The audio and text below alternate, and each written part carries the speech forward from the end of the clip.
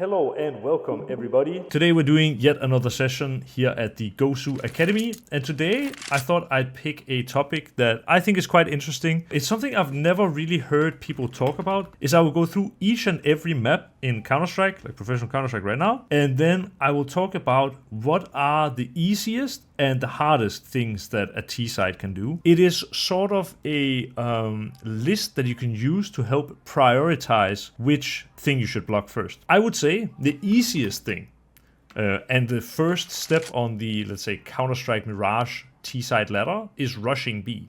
That's why one of the first things you learn when you are a CT is how to block B. Now, the reason why so many people understand how to block a B rush is because it is the easiest thing you can do on Mirage. You want to be blocking what is the easiest first, and if you get good at blocking what is easy for the T-side to do, well, then you are making them take steps up this sort of T-side Mirage ladder, and the more steps they go up the ladder, the more complex it gets, and the more likely they are to make a mistake. Now, like, I would say the next thing on the list would be rush A, like rush up A ramp. CTs always will either use like Molotov like this. For this, let me actually join CT so we can see the CT molly. So you can either Molotov like this, which a lot of CTs do. There is also the option of bouncing it a little deeper. I guess they each have kind of their own use, because the idea of bouncing this Molotov is that you get the big flame in the middle, and it's harder for the T's to get information about who is crossing. Blocking A is the second most important. I think for Mirage, the next thing that I see a lot of people do, they will go 5 mid or 4-1. So when I say 4-1, it's like either they go all 5 mid and they just do, you know, instant window smoke. They swing out mid like so and just take fights. The other option is that they go 4 mid and then they have one on A who is playing either in Palace or in Ramp who is ready to react. I'll give you what I think is the best counter to this, and that is simply pushing on the sides. I see a lot of Faceit matches where, you know, it's very obvious that the T's are going at least 4 in mid. And what I think people fail to understand as CT is that if the T's are at least 4 mid, it means that one of the sides will be open. So like if they go 4 mid and 1 B, well, we can easily push on A. If they go 4 mid and go 1 A, we can easily push on B. And also if they go 4 mid and 1 A, it means either slope or palace is possible to push. If you give the T's mid control, which a lot of T's will want to do, you know, they will do window smoke from spawn. I talked about this already. They will swing out with 5. And if they don't win duels out here in mid, you are actually forcing them to play more complex Counter-Strike. Getting mid control is a lot of the times pretty easy, but using the mid control in a good way is not that easy. Splitting anything is much more complex than just running out in mid and taking duels, or rushing B, or rushing A. The reason why I think this is worthy of a session is because if you as CT understand what is the easiest for the T side to do, and you do a good job at countering it, you will force them to come up with a different solution, which will always be more complex. I like to start my theories on Mirage just because that's the most played map, but I think Dust 2 is actually even more so relevant for this. What would you say is the least complex thing you can do? I would say either A long or B rush. It's kind of the same as on Mirage, right? Like any Faceit player is able to rush B and is able to essentially rush long. You need to make sure that, you know, you get the right timing on the flashes. That's where I think my way of looking at it is rush B is, again, the easiest. Number 2 is like long take. On my list, at least, you know, if I would put number 3 on it, I would say mid to B is my number 3. Because mid to B, let me see if I actually remember the smoke. It's good for me to practice my utility from time to time. Yes, so smoke is there. So for mid to B, I can, this will also be with a T Molotov, but I can do the Molotov here. I even fail it a little bit to clear close mid. And then I can do, you know, the mid to B smoke. And it's, again, far more complex. I need to use a Molotov to clear out area.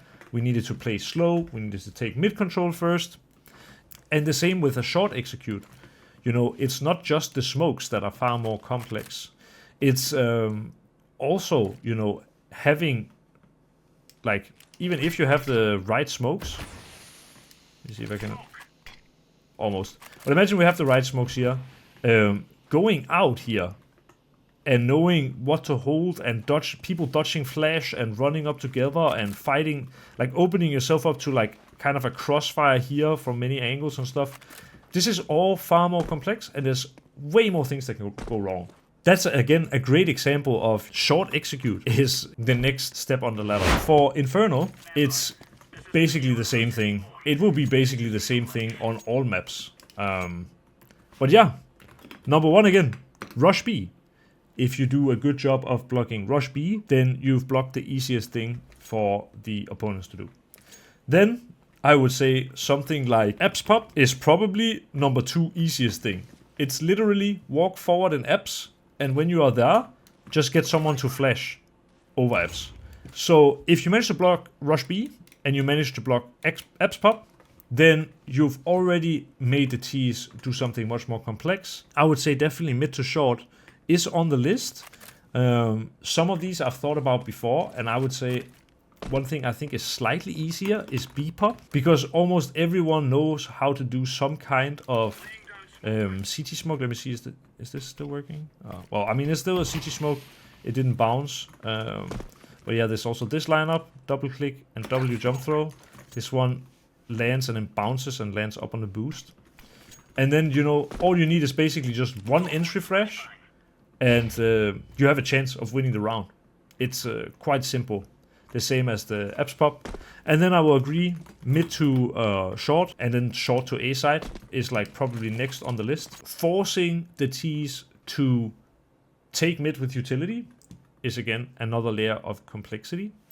And then if you're playing here with AWP or here with AWP and you're getting a lot of kills, you are forcing them, you know, even further, like to number 5, which is, let's say, long wrap smokes. And again, this is just something that doesn't exist in PUGs. So you are essentially playing in a way where the best counter for the T's, even if they know it, it's impossible for them to do it. Actually, before the long wrap smokes probably comes, like, the actual number 5 would probably be something like B execute.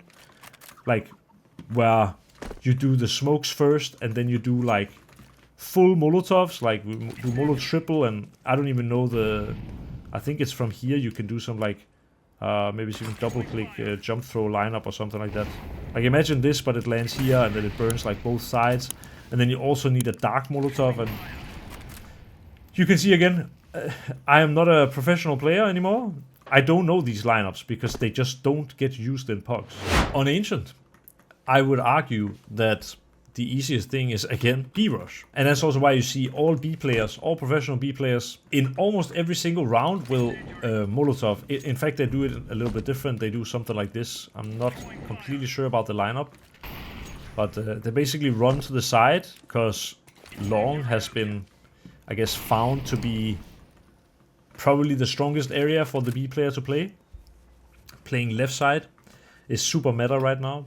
Number 2 on the ladder, I would say, is rushing mid. So again, as CT, how do we block this? Well, smoking mid from spawn is essential on Ancient. Molotoving deep, and then also Molotoving close, like having 2 people who do the Molotovs, is a lot of the times good enough for blocking mid. At least the number 1 priorities should be done basically every single round. Like block the B rush every single round, block the mid rush every single round. A lot of top players, or just players in general, I guess, will be running fast cave and trying to take this space. And that's why probably 3rd on the list is block cave rush. Or like, I will write it as cave rush because this is what the T's are likely to do. Yeah, so I think as the cave player comes out of spawn, they typically aim like this, or I think. Should be good. Anyway, they do the Molotov, and then they also do a nade at the same time, so that when the Molotov lands, basically the T's, they have 2 choices. They can either smoke it off and go through it, or they can respect it.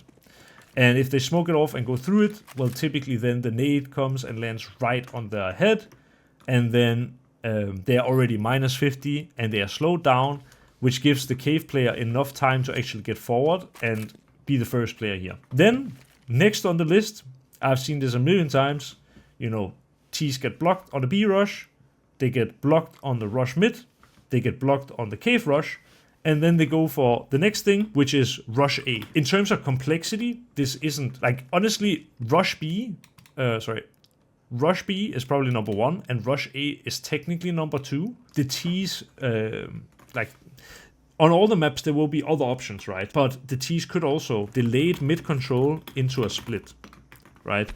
If they feel like they go through the checklist, basically, it disappeared, but they can't rush B, they can't rush mid, they can't rush cave, they can't rush A, they probably will go with something like delayed mid control into splitting either A or B. As you're taking mid control, you're making things really obvious, and now you need to use this to split either A or B.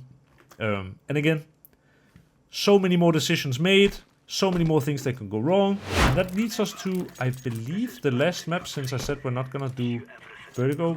We didn't do Nuke either, but it's not really a map that's played much in Pugs. I think it will be fine just by doing Anubis. Easiest thing to do. Probably Rush B again, right? It's actually the same on all maps, basically. Whereas in mid, there is at least a little bit more complexity in terms of you have to like run through and clear more angles, and you can get peaked on timing or people holding off angles. Mid rush is gonna be my second. I mean, I guess technically if we just want to do a third one as well, rush A is like also quite simple, right? I think most people as well are able to just run rugs, and as you're doing it, just do like this Molotov, and now you cut off the rotations that haven't come through, and the last guy can run and can do like smoke. I would say B-pop is not even complex either. Like it literally takes, you know, one flash, and then like the first guy who runs in just does temple molo, for example. Or maybe not the first guy, but like the first two guys run in and the third guy just does molo temple, and now you've locked out the closest rotation and you can focus on the people who are inside the site. That's a super strong round as well. The way a lot of pro CT players will do it is they will use a Molotov early in B main, or even, you know, be jumping with Molo. I like to do this myself, so that if they rush B, you know, you can Molo in time if you hear any smokes or flashes come over, or even if you just see someone, you can always Molo and then try to fight, basically. The same with mid rush. You will see basically every mid player in the world. How was this again? I haven't played mid for a while. You can do like mid smoke at the start, or you can do mid Molotov at the start, blocking the mid rush, and the same. You will see almost all A players either do like this Molotov, or do this Molotov, or be jiggling like this with Molotov in hand, so that if they rush A, you just drop it, you fall back. Countering the fast things on especially Anubis is so important. One of the best ways you can sort of increase the complexity of the T side on Anubis is block early and heavy on the places that people like to rush. And then the second is don't give anything away for free. One thing that is actually, in my opinion, super key that I see majority of players do wrong that aren't professionals is that the mid player, it's actually the same as Elish said about Inferno. I wonder if he said the same thing on Anubis. But the mid player should not feel forced to fight for this space. And that's kind of the same on a spot like Con. Like, you don't want them to be able to take Con for free, but dying in Con is a really big problem, because what a lot of teams will do is, if they kill the rifle Con, they will just run forward, and they will have people B lobby, and now they split B fast. Again, very simple, before the rotation comes in, and it's almost always a guaranteed round on Anubis. So yeah, guys, I hope you feel like you learned something.